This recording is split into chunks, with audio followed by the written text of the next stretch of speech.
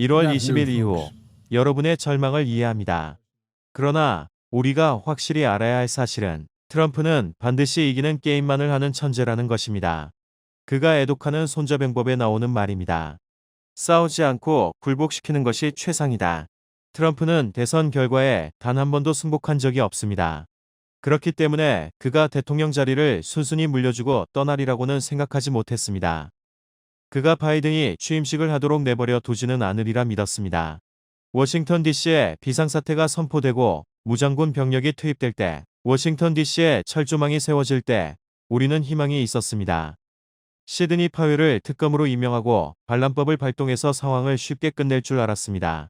취임식 이전에 계엄령을 발동할 줄 알았고 바이든과 오바마 등 일당을 당장 체포하는 줄 알았습니다. 그런데 그런 일은 결코 일어나지 않았습니다. 우파 유튜버들이 거짓말을 한 것인가? 아니면 트럼프가 우리를 속인 것인가? 이제 미국이 공산화되면 전 세계가 공산화될 것이다. 중국 공산당이 미국을 점령할 것이다. 너무 허탈하고 절망적이다. 희망 고문은 이제 그만해라. 이것이 트럼프를 지지했던 분들 대부분이 느끼는 지금의 심경일 것입니다. 트럼프 지지자 중에는 두 종류의 사람이 있습니다. 트럼프를 지지하는 사람들은 사회주의와 공산주의를 모두 반대하는 사람들이지만 두 부류로 분류할 수 있습니다. 한 부류는 무조건 트럼프가 당장 대통령이 되어야 한다는 점에 무게를 두는 사람들입니다.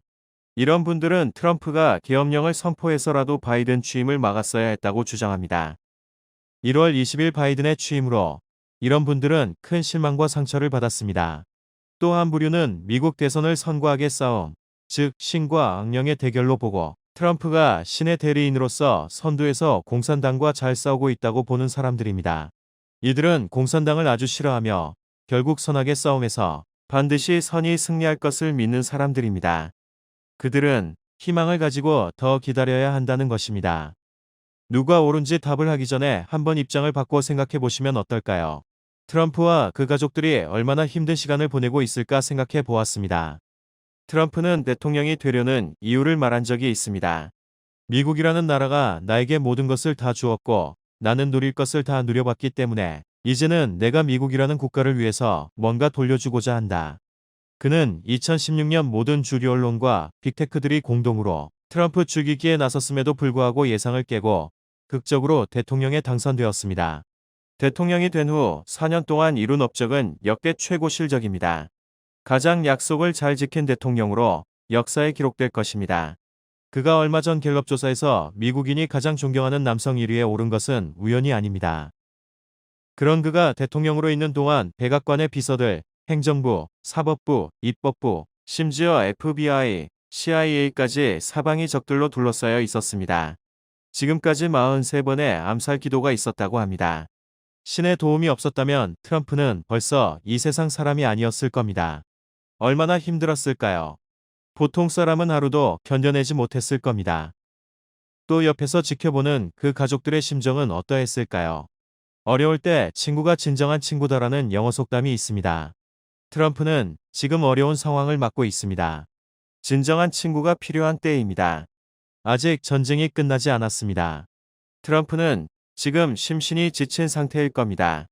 잠시 휴식이 필요하고 지금은 휴식 시간입니다. 신이 지상에서 펼치는 대서사시의 마지막 장이 펼쳐지기 직전의 휴식 시간입니다. 현실은 영화와 같습니다. 아직 더 스릴 넘치는 마지막 무대가 남아 있습니다. 모든 영화의 결론은 최후에는 선이 반드시 악을 이기는 것입니다. 지금 바이든이 쏟아내는 정책들은 사람을 살리는 것이 아니라 어렵게 하는 것입니다. 사람이 제대로 하지 않으면 하늘이 다스린다고 합니다.